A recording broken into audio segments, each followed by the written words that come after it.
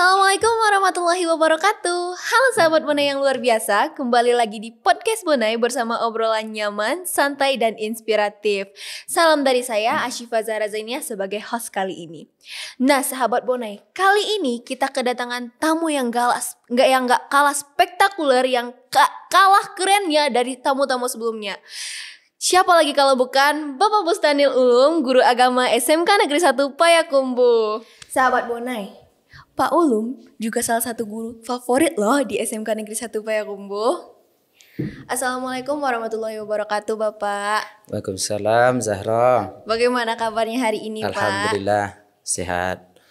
Kalau boleh tahu nih Pak, apa sih aktivitas Bapak selain mengajar di SMK Negeri 1 Payakumbuh Pak? Banyak Zahra. Boleh spill dikit gak Pak? Selain dari ngajar, Bapak juga seorang penyuluh agama.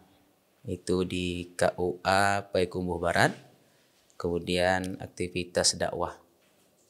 Nah itu yang paling, apa istilahnya, yang menyibukkan itu yang dakwah itu. Iya Pak. Nah gitu. Pak, insya Allah sebentar lagi kan kita akan memasuki bulan suci Ramadan ya Pak. Menurut Bapak, bagaimana sih caranya membangun kebiasaan positif di bulan Ramadan, khususnya bagi remaja yang ingin hidup produktif dan aktif di bulan suci tersebut? Di Ramadan ya. Iya Pak. Cuman sebelumnya, ini Ramadan ini kita harus tahu dulu, ini Ramadan ini apa? Iya Pak. Kan begitu. Di Ramadan ini bukan hanya sekedar bulan biasa. Kalau sahabat-sahabat terdahulu, kalau datang bulan Ramadan itu, mereka seperti kedatangan tamu yang istimewa. Kenapa demikian? Karena bagi mereka, Ramadan itu kesempatan untuk menghapus dosa-dosa yang telah lalu. Karena tidak di setiap bulan dosa-dosa itu akan dihapus oleh Allah. Maka di bulan Ramadan ini paling ditunggu-tunggu. Jadi masalahnya sekarang kadang-kadang bukan hanya remaja saja kan. Iya Pak. Orang-orang sekarang ini kalau melihat Ramadan itu mau datanglah, kalau tidak kan begitu. Jadi tidak ada apa istilahnya rasa antusias ketika Ramadan datang. Padahal Ramadan itu lebih agung mendatangi kita. Makanya ada seorang sahabat dulu nih Bapak mau cerita dulu. Iya Pak. Ada namanya seorang sahabat yang bernama Talhah. Nih Talhah. Di suatu kali Talhah ini dia bermimpi. Mimpinya itu tentang dua orang sahabat Nabi yang seorang pejuang. Orang yang syahid di jalan Allah, orang yang berjuang di jalan Allah berperang. Di dua orang sahabat ini, yang satu syahid. Nah, setahun setelah itu, yang satu lagi baru meninggal. Tapi meninggalnya itu tidak di medan perang. Kan begitu. Di Talhah ini diperlihatkan oleh Allah kepada dia di dalam mimpi. Datang malaikat. Di malaikat ini memanggil salah seorang sahabat Nabi ya di antara kedua tadi. Siapa yang dipanggil pertama sekali? Kalau dalam urutan kita kira-kira siapa? Talhah Pak. Ini dua orang. Dia yang Talhah itu yang bermimpi. Oh Talhah itu. Ya, Talhah yang bermimpi tentang dua orang sahabat yang lain. Yang satu meninggal dunia duluan, yang satu lagi setahun setelah itu. Yang pertama meninggal itu justru di medan perang. Yang satu meninggal itu di tempat tidur. Kira-kira siapa yang akan dipanggil pertama sekali untuk masuk surga? Yang di medan perang dong Pak. Harusnya kan? Iya kan. Ternyata malaikat itu justru yang memanggil sahabat yang meninggal di setahun kemudian. Kenapa Pak? Fulan, ayo masuk. Setelah dia dipanggil yang kedua, tidak lama setelah itu baru dipanggil yang pertama. Ayo si Fulan masuk ke dalam surga. Lalu malaikat ini melihat ke Talhah. Talhah, belum waktu engkau pulang dulu. Bangun Talhah tadi. Ketika Talhah ini bangun, diceritakanlah kepada para sahabat-sahabat terdahulu kan, pada sahabat-sahabat yang lain, sampai ke telinga Nabi. Sahabat lain juga bertanya seperti Zahra tadi. Kenapa? Iya, Pak. Kok dia? Kenapa yang bukan yang kedua? Lalu Nabi sampaikan, apakah kalian heran dengan keadaan seperti itu?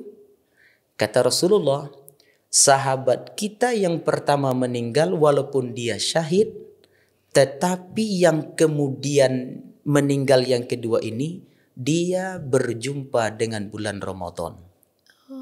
Jadi Ramadan ini bisa mengalahkan pahala-pahala orang-orang yang telah syahid terdahulu. Jadi tidak main-main bulan Ramadan ini.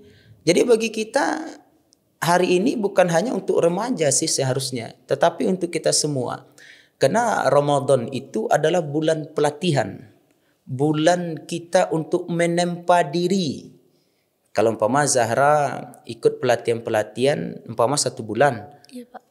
Setelah hasil dari 1 bulan itu apa yang diharapkan? Harusnya kan bisa kan melakukan apa yang telah dilakukan ketika di pelatihan. Nah, Ramadan itu untuk remaja sebenarnya banyak hal yang positif yang bisa mereka lakukan, yang bisa bermanfaat untuk mereka.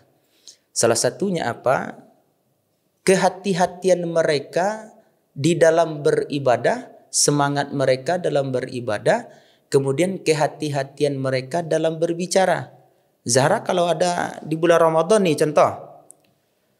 Kemudian ada teman ngajak Zahra umpamanya berkelahi. Iya, Pak. Atau bergunjing lah kan. Iya, Pak. Kayak biasanya mak-mak tuh gunjingnya sering kan. Iya, Pak. Nah, tapi Ramadan ini berpuasa. Kemudian diajak oleh teman bergunjing, mau enggak? Insya Allah enggak, Pak. Kenapa? Karena kita tahu itu dosa, Pak. Satu. Kemudian kita tahu kita dalam keadaan berpuasa Iya, kan. Pak. Takut khawatir ibadah puasa kita rusak kan. Jadi sebenarnya remaja itu banyak hal positif yang bisa mereka lakukan ketika di bulan Ramadan ini. Kalau kami dulu, kecil-kecil dulu, kalau Ramadan itu datang tuh semangat sekali. Kenapa? Selain dari buka puasanya, kemudian malam hari itu kita kan rame untuk tadarus, kemudian tarwih, dan itu tidak ketinggalan.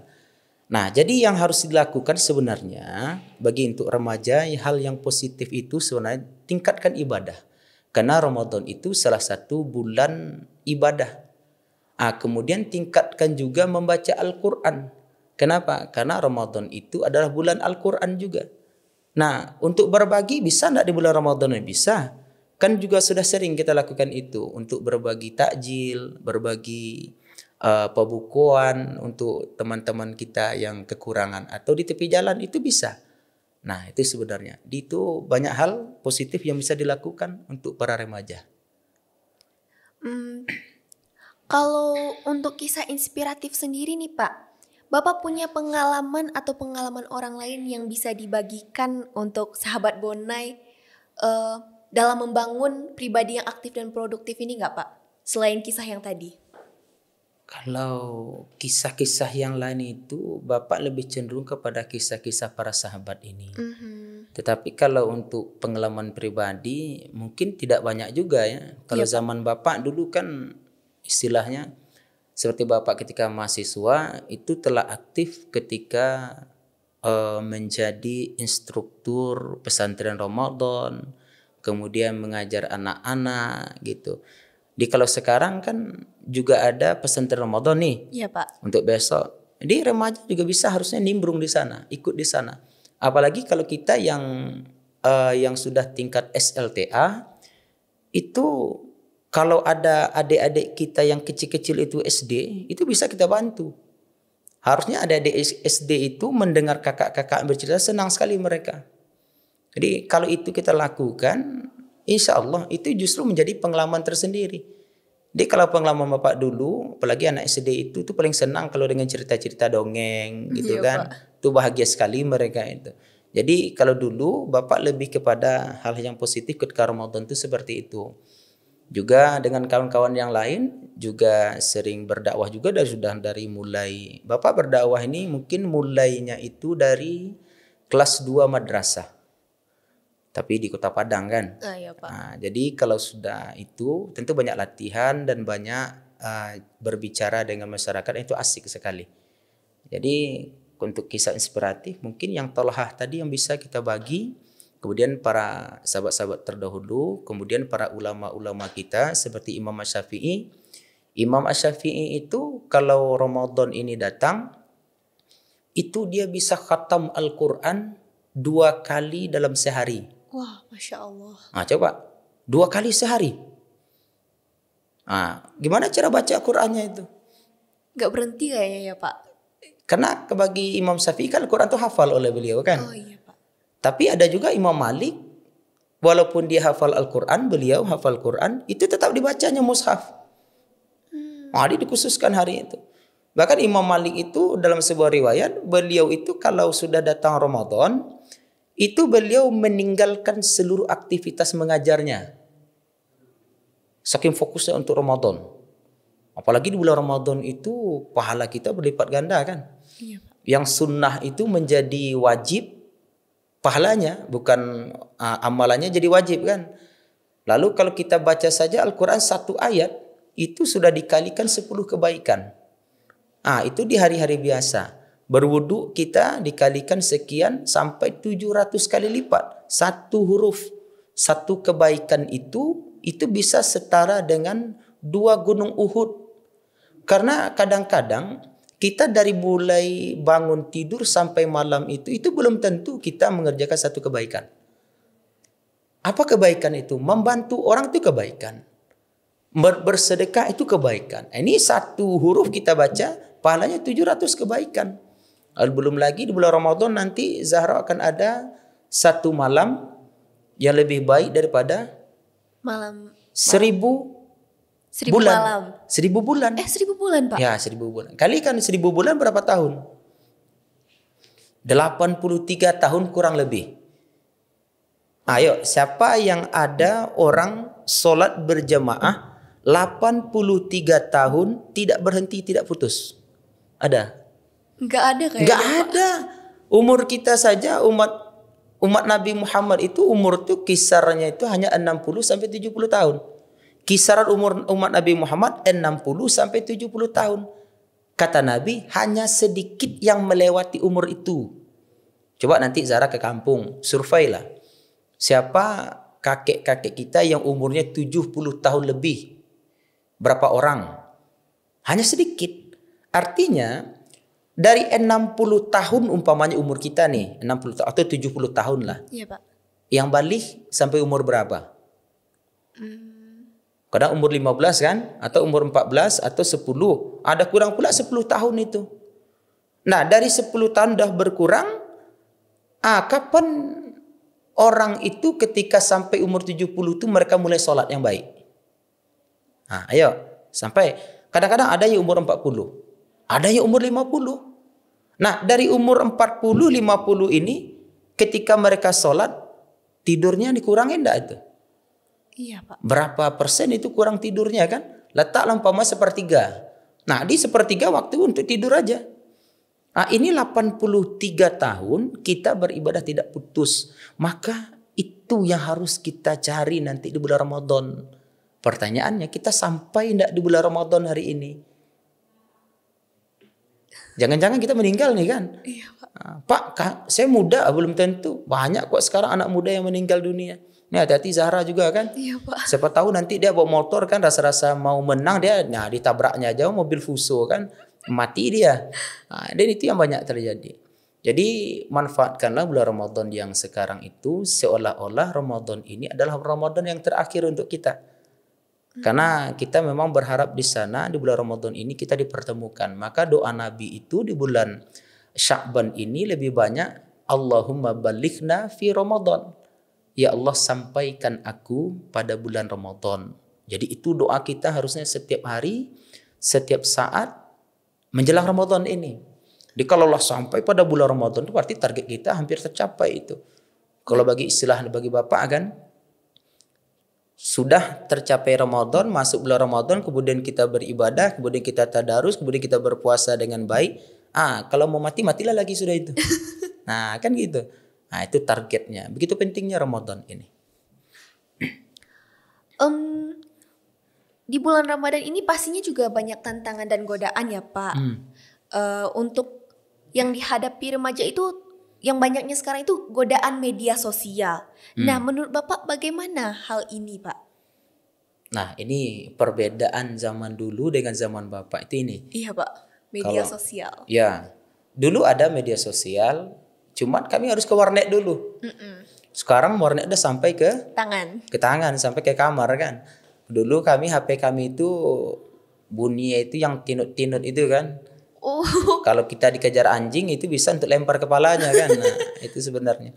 Jadi kalau sekarang memang tidak bisa kita pungkiri bahwa gadget sekarang Android itu sudah sampai ke tangan dan memang luar biasa pengaruhnya. Cuman begini Zahra, pisau kalau kita berikan kepada pembunuh, pisau itu digunakan untuk membunuh. Tapi kalau pisau itu di tangan koki, pisau itu untuk memasak. Memasak dia. Jadi internet ini tidak bisa pula kita pungkiri. Tidak bisa pula kita stop. Seperti sekarang kita berdakwah sudah bisa pakai YouTube kan, live streaming langsung dengan Facebook atau kita di Instagram. Jadi untuk remaja yang sekarang, Bapak berharap gunakanlah media sosial ini untuk berdakwah. Karena paling tidak setiap, mohon maaf, kadang-kadang dari satu tulisan itu ada beberapa orang yang berubah dari tulisan yang kita bikin, tapi tulisan kebaikan. Iya, Pak. Kemudian kita bikin bagus-bagus, kita masuk ke Instagram gitu kan, masuk ke Facebook. Bapak justru walaupun seorang dai, ketika melihat real teman-teman yang gitu kan, tapi kebaikan isinya, kadang-kadang kita merenung, oh iya ya. Ada satu hal malah kadang-kadang bisa berubah kita gara-gara tulisan itu. Maknanya apa? Buatlah kebaikan sebanyak apapun di dalam media sosial itu. Kita yang memberikan, kita cari, kemudian kita perbagus, kita desain bagus-bagus supaya menarik. Kadang-kadang tidak tahu tulisan yang mana di antara tulisan kita yang banyak itu yang bisa mengubah orang. Nah, gitu. Dari hal tersebut, Pak, bagaimana menurut Bapak peran orang tua dan guru dalam membantu remaja menjadi pribadi aktif dan produktif di bulan Ramadan ini, Pak? Oh, itu ya. Iya, Pak. Agak berat, Pak. Ya, kalau orang tua ya nak ya, kalau seperti Bapak sebagai guru, orang tua, mungkin bagi Bapak lebih kepada keteladanan. Nah, teladan. Karena bagi Zahra saja umpamanya, tengok orang tua begini, tengok orang tua begitu, pasti banyak sedikitnya berpengaruh enggak kepada cara atau pola pikir Zahra? Iya, Pak. Iya, makanya orang tua itu di bulan Ramadan ini harusnya lebih kepada memberikan contoh, apalagi bulan kebaikan hari ini. Iya, Pak. Kalau dulu orang tua kita biasanya suka marah-marah, tapi karena bulan Ramadan mulai ditahannya. Oh, begitu. Jadi bagi Bapak lebih kepada teladanan sih. Terutama untuk orang tua kan. Hari ini banyak anak yang kehilangan malah sosok orang tua. Kan begitu. Jadi mudah-mudahan Bapak berharap orang-orang tua di luar sana itu bisa lebih memperhatikan anak, terutama di bulan Ramadan ini. Karena di bulan Ramadan inilah kita bisa makan bareng. Berbuka bersama. Biasanya ibu kita makannya jam 12 siang. Nanti kita pulang sekolah jam 4 makan pula kita sendiri kan. Tapi kalau Ramadan sahur bersama. Sahur bersama, buka bersama. Itu sebenarnya hikmah dari Ramadan ini sebenarnya. Bahkan bisa juga kita seperti Zahra yang perempuan memasak bersama. Masak bersama dengan ibu kita. Kalau bagi seorang ayah umpamanya ada anak laki-laki, kok sepeda bareng. Kalau sore itu kan tidak terlalu lelah. Sepeda, pergi mancing atau apa segala macamnya. Tetapi tentu kalau di bulan Ramadan ini bagi Bapak sih mudah-mudahan orang-orang tua kita itu harusnya sebagai anak ada sebuah fenomena yang banyak terjadi di Di bulan Ramadan ini ketika sudah mau berbuka itu apa? Ngabuburit kan? Iya Pak, ngabuburit. Ngabuburit kan. Nah, ajak anak, sebenarnya dalam Islam itu nak, setengah jam sebelum kita berbuka puasa itu kita duduk, kemudian kita berdoa. Apa doa kita?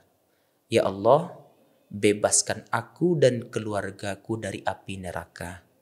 Itu kesempatan. Bebaskan aku dan keluargaku dari api neraka. Jadi kalau ingin ngabuburit silahkan 4:30 atau jam 5. Setelah itu kita pulang bareng-bareng. Jadi rasa kekeluargaan di bulan Ramadan itu sangat terasa sekali. Siapa yang bisa ngatur itu? Orang tua. Setelah kita sudah berbuka, pergi bareng ke masjid, salat tarawih bareng, kan gitu. Ya, dengar ceramah. Setelah besok sahur, bangun.